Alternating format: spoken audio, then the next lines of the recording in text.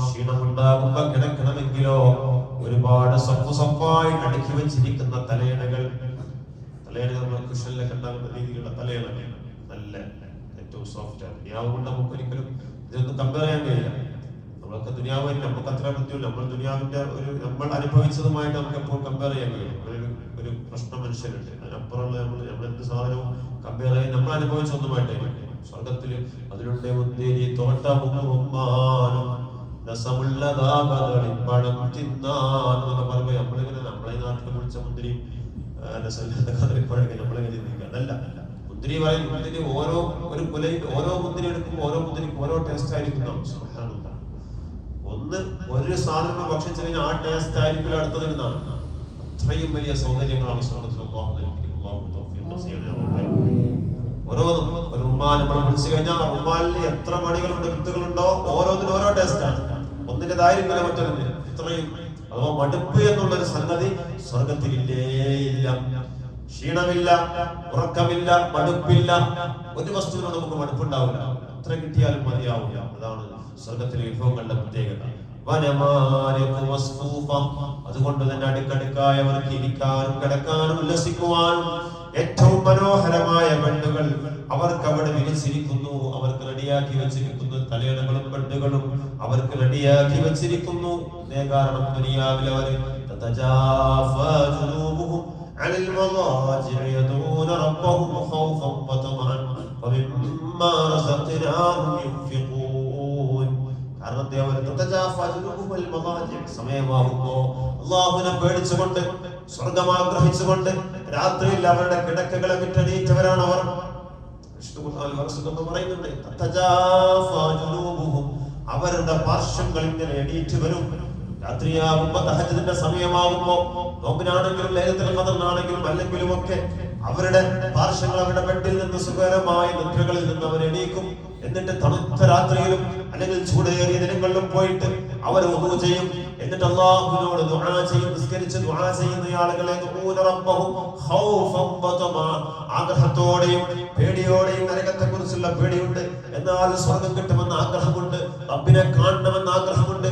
തഹജ്ജുദ് നിസ്കരിച്ചില്ലെങ്കിൽ നരകത്തിൽ പോകുന്നില്ല, പക്ഷേ റബ്ബിനെ കാണണമെന്ന ആഗ്രഹമുണ്ട്. അതാണ് അവിടെ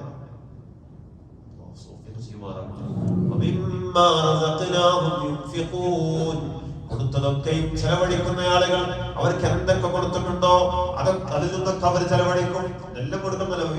അതിൽ നിന്ന് ഞാൻ നൽകിയതിൽ നിന്ന് ആരോഗ്യമാവട്ടെ, സമയമാവട്ടെ, കേൾവിശക്തിയാവട്ടെ, കാഴ്ചശക്തിയാവട്ടെ, എന്താവട്ടെ, പണമാവട്ടെ, അതൊക്കെ പെട്ടതാണ്. അല്ലാഹു അങ്ങനെ പറഞ്ഞത്. ചെലവഴിക്കുന്നതിനെ കുറിച്ചൊക്കെ പറഞ്ഞത് ഞാൻ നൽകിയത്. അല്ലാഹുവിന്റെ വാക്കിന് അങ്ങനെ നമ്മളടുത്ത് തന്നതല്ലേ, ഡെപ്പോസിറ്റ് ചെയ്തല്ലേ, ഏൽപ്പിച്ചതല്ലേ. ഏത് സമയം തിരിച്ചു കൊണ്ടുപോകുന്ന ആർക്കും പറയാൻ കഴിയില്ല. എത്ര ആളുകൾ രാത്രി കടന്നു രാവിലെ എണീറ്റപ്പോൾ കാഴ്ചശക്തി നഷ്ടപ്പെട്ട എത്ര ആളുകളുണ്ട്. അവർക്ക് രക്ഷിക്കുമാറാവട്ടെ. പ്രത്യേകിച്ച് ഷുഗർ എന്ന വില്ലൻ അലട്ടിക്കൊണ്ടിരിക്കുകയല്ലേ അല്ലെ. ഷുഗറുള്ള രോഗികൾ രാത്രി കടന്നപ്പോ കാഴ്ചയുണ്ടായിരുന്നു, രാവിലെ കാഴ്ചശക്തി ഇല്ലാതെ. എന്നോട് ഈ അടുത്തൊരാള് കൈപിടിച്ച് കരഞ്ഞുകൊണ്ട് പറഞ്ഞു, ഉസ്താദേ ഗൾഫ് ജീവിതമായിരുന്നു, പ്രവാസ ജീവിതമായിരുന്നു, നാട്ടിലൊക്കെ വന്ന് സ്വസ്ഥമായിട്ട് ഖുർആനൊന്നും ഓതാൻ സമയം കിട്ടിയില്ല എന്നൊക്കെ കരുതിയതായിരുന്നു. അദ്ദേഹം പറഞ്ഞു, പക്ഷേ കാഴ്ചശക്തി പോയി. എവിടെയൊക്കെ നമ്മൾ കാത്തിരിക്കുന്നത്? നാളെ എന്ന് പറഞ്ഞ് എപ്പോഴാണ് കാത്തിരിക്കുന്നത്? നാളെ എന്ന് പറഞ്ഞ് കാത്തിരിക്കാനൊന്നും സമയമില്ല. ഏത് സമയവും അല്ലാഹു തിരിച്ചു വിടുക. അല്ലാഹു നമ്മളെ ഡെപ്പോസിറ്റ് ചെയ്തത് അല്ലാഹു നമുക്ക് വദീഅത്താണെന്ന്, സൂക്ഷിപ്പ് സ്വത്താണ്.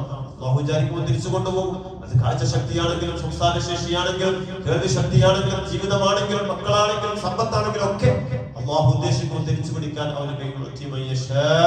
അവൻ കൊടുക്കുന്നവൻ ഉദ്ദേശിക്കുന്നവർക്ക് കൊടുക്കും. അവൻ ഉദ്ദേശിക്കുന്നത് പിടിച്ചു വെക്കാൻ അല്ലാഹുവിന് കഴിയും. അല്ലാഹു ആരോഗ്യം ആഫിയത്ത് നൽകുമാറാവട്ടെ. അതുകൊണ്ട് അല്ലാഹുവിനെ ആഗ്രഹിച്ചുകൊണ്ട് ഉള്ള സമയങ്ങൾ ഇതിന് വേണ്ടി ചെലവഴിക്കുക. എന്നല്ലെങ്കിൽ നാളെ ഇരിക്കുന്ന ക്ലാസ്സിൽ നാളെ ഖുർആൻ പഠിക്കാം, മറ്റന്നാൾ പഠിക്കാം എന്ന് പറഞ്ഞിങ്ങനെ മനുഷ്യരെ വിഷാദിനെ നീട്ടിക്കൊണ്ടുപോയിക്കൊണ്ടിരിക്കും. പക്ഷേ അവന്റെ വഞ്ചനകളിൽ വീഴാതിരുന്നാൽ അവർക്കുള്ള വിശേഷണമാണ് അവർ പോകുന്നിടങ്ങളിലൊക്കെയും പരവതാനി വിരിച്ചിട്ടുണ്ട്. മന്ത്രിമാർ വരുമ്പോ, പ്രധാനമന്ത്രി വരുമ്പോ അല്ലെ വലിയ വിഐപികൾ വരുമ്പോൾ സ്വന്തം പരവതാനിക്ക് വിരിച്ചിട്ട് അല്ലെ നമുക്ക് നമ്മൾ പോകുന്ന വഴിയിലൊക്കെ മലക്കുകൾ ഇങ്ങനെ മുമ്പിൽ നടന്ന് പരവതാനി വിരിച്ച് വരൂ. വിഐപികളായിരിക്കും. നമ്മൾ ആലോചിച്ച് നോക്കും. അവർ പള്ളിയിലേക്ക് നടന്നുപോയി. അവരവരുടെ നാവുകളെ സൂക്ഷിച്ചു, അവരവരുടെ ഗുഹ്യസ്ഥാനങ്ങളെ സൂക്ഷിച്ചു, അവരവരുടെ കൈകാലുകളെ സൂക്ഷിച്ചു, അവരവരുടെ ഈമാനെ സൂക്ഷിച്ച് ഈ ഭൂമിയിൽ നടന്നതുകൊണ്ട് സ്വർഗത്തിൽ അവർക്ക് പരവതാനി വിരിച്ച് ഇതാ നടക്കുന്ന വഴികളിലൊക്കെയും അവർക്ക് വേണ്ടി നല്ല നല്ല കാർപ്പറ്റുകൾ വിരിച്ചുകൊണ്ട് അവരെ സ്വീകരിക്കുവാൻ ആളുകളാണ്. എന്നിട്ട് അല്ലാഹു പറയുന്നു, ഇതൊക്കെ കിട്ടണമെങ്കിൽ മനുഷ്യ ചിന്ത ഉപയോഗിക്കണം, ബുദ്ധി ഉപയോഗിക്കണം. അഫലാ യൻദുറൂന ഇലൽ ഇബ്ലി കൈഫ ഖുലിഖത്, അഫലാ യൻദുറൂൻ, അവർ നോക്കുന്നില്ലയോ, ഇലൽ ഇബ്ലി, ഒട്ടകത്തിലേക്ക് നോക്കുന്നില്ലയോ, ഒട്ടകത്തിനെ നോക്കുന്നില്ലയോ, ചിന്തിക്കുന്നില്ലേ, കൈഫ ഖുലിഖത്, എങ്ങനെയാണ് സൃഷ്ടിക്കപ്പെട്ടിരിക്കുന്നത് എന്ന്. ഒട്ടകത്തിന്റെ ബയോളജി പഠിക്കുന്നില്ലേ? ജീവശാസ്ത്രം പഠിക്കണം, ബയോളജി പഠിക്കണം മക്കളെ, സ്കൂളിൽ പോണം എന്നാണ് അല്ലാഹു പറയുന്നത്. അഫലാ യൻദുറൂന ഇലൽ ഇബ്ലി കൈഫ ഖുലിഖത്, ഒട്ടകം എങ്ങനെ സൃഷ്ടിക്കപ്പെട്ടു എന്ന്.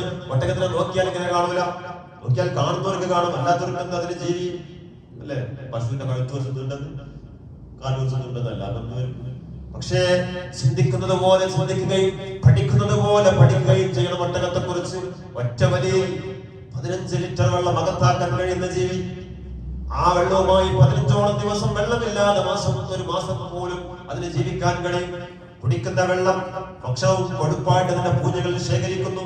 എന്നിട്ട് അത് ഡീഹൈഡ്രേറ്റ് ചെയ്തുകൊണ്ട് അതിന്റെ ശ്വസിക്കുന്ന വായുവുമായിട്ട് ഈ കൊഴുപ്പിനെ മിശ്രിതമാക്കി ജലാംശമായി അതിന്റെ കോശങ്ങളിലേക്ക് സപ്ലൈ ചെയ്യുന്ന മാസങ്ങളോളം.